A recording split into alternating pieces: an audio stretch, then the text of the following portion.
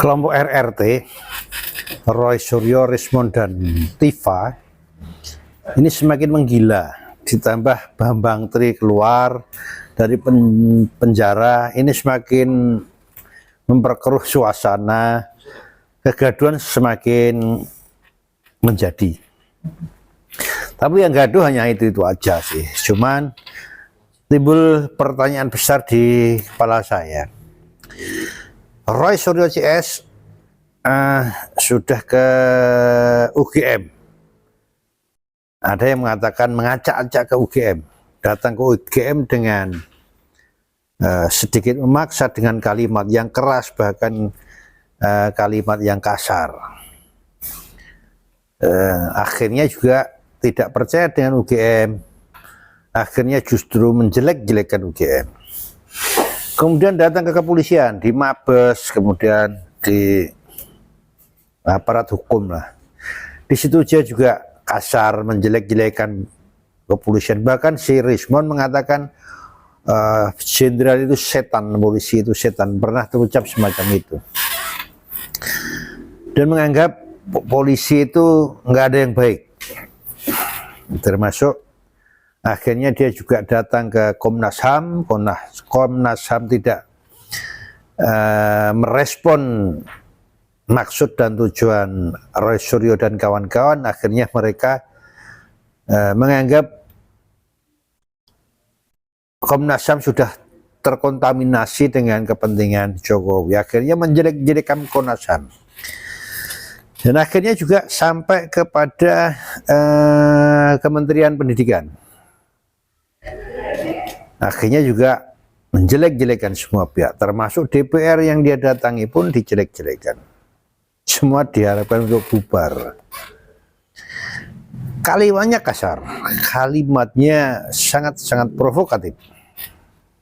Cuman pertanyaan besarnya dalam benak saya, siapa dibalik Roy Suryo dan kawan-kawan sehingga aparat kepolisian, aparat hukum, baik kepolisian, kejaksaan, dan yang lain, itu diam saja, tidak merespon atau tidak mempermasalahkan. Proses hukum pun juga berjalan lambat sekali. Akhirnya kita berpikir,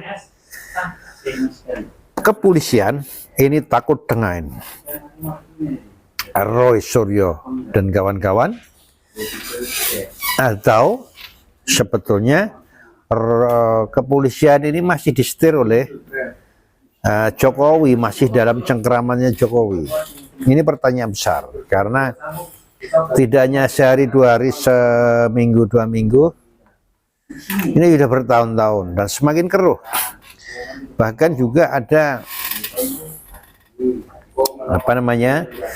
Bambang Tri dan siapa ini utamanya yang mengatakan Jokowi punya banker, dan di dalam banker itu ada 6.000 triliun uang, mau dicari dan mau dijarah.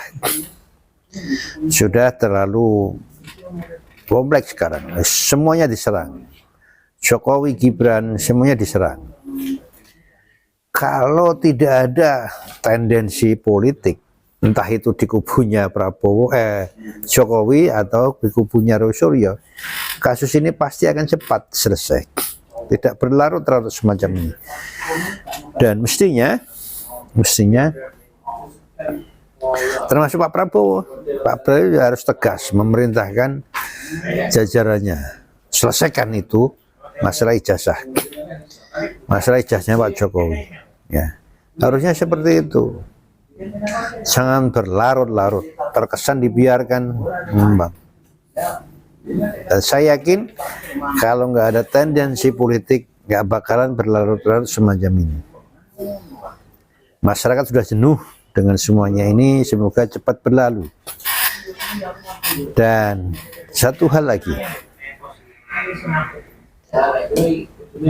acara-acara TV yang selalu bikin gaduh, membuat perbincangan antara Roy Suryo dan kawan-kawan melawan kubunya Jokowi, ini selalu berakhir itu akhirnya menimbulkan kegaduhan itu bukan suatu tayangan yang bagus, tidak mendidik.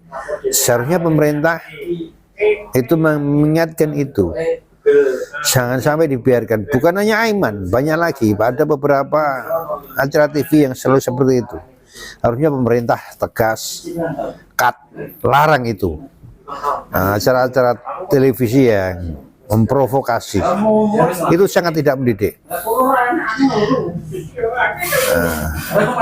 Pesan saya, semoga ini dilihat oleh Pak Prabowo atau kepolisian, cepat selesaikan masalah ini biar tidak berkepanjangan. Masyarakat Indonesia, rakyat Indonesia sudah jenuh melihat. Dan di belakang saya sudah ada yang jenuh melihat itu. Wassalam.